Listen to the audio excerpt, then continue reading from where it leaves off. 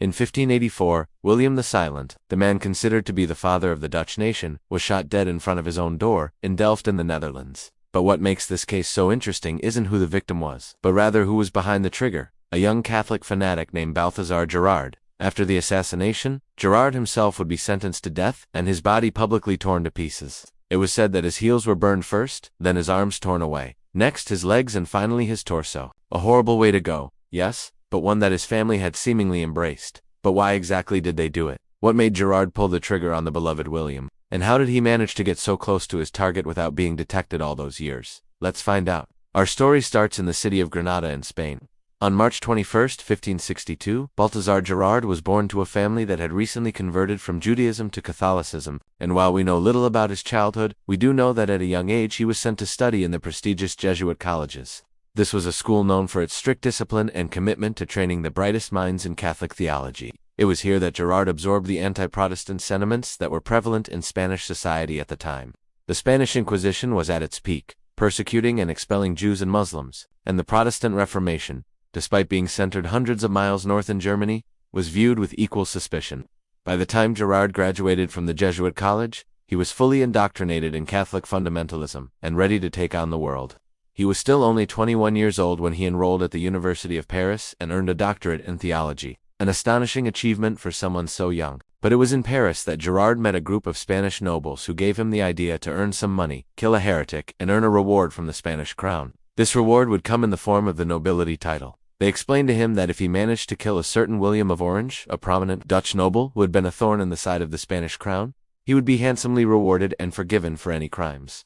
For his part, Gerard saw this as an opportunity to rid the world of a heretic and advance his own interests. So he changed his name to Francisco, began speaking in the Dutch language, and disguised himself as a Protestant. He then traveled to the southern Netherlands, where the war between the northern provinces and the Spanish Habsburgs was raging. Gerard hoped to use his new identity to infiltrate the ranks of the Dutch rebels and get close enough to William of Orange to carry out his mission. Gerard's plan was audacious. He would pretend to be a Protestant preacher and infiltrate the rebel leadership. It worked like a charm. For the next 4 years, he traveled throughout the Dutch rebel territory, meeting with key figures and learning the lay of the land.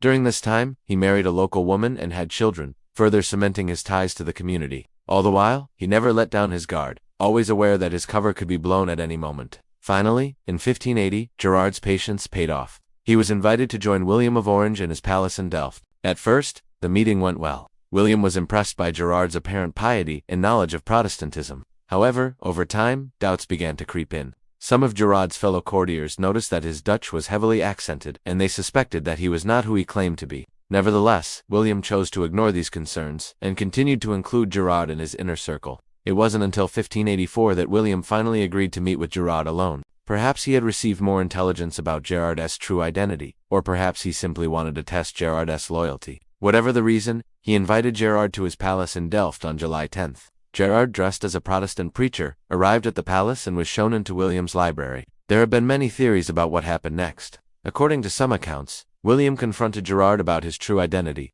Others say that Gerard confessed everything, but the most popular version goes that William asked Gerard why he was a secret Catholic in a Protestant court. Gerard, unable to keep up his disguise any longer, revealed his true identity and pulled out 2 pistols, firing both at point-blank range. William was taken aback by the sudden attack, but he stood his ground. He staggered back, clutching his chest, blood staining his doublet. As he fell to the floor, Gerard fled. He ran through the palace gardens, jumped over a wall, and disappeared into the night. When the news of William's assassination reached the Spanish court, there was jubilation.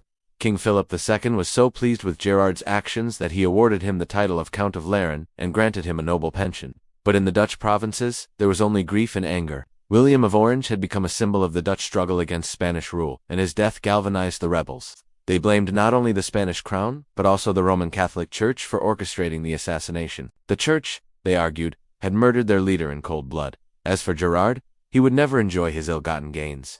The Dutch rebels were determined to find him and bring him to justice. They searched every corner of the southern Netherlands, but Gerard had vanished. He had fled to France, where he lived under the alias of Francisco de Carranza.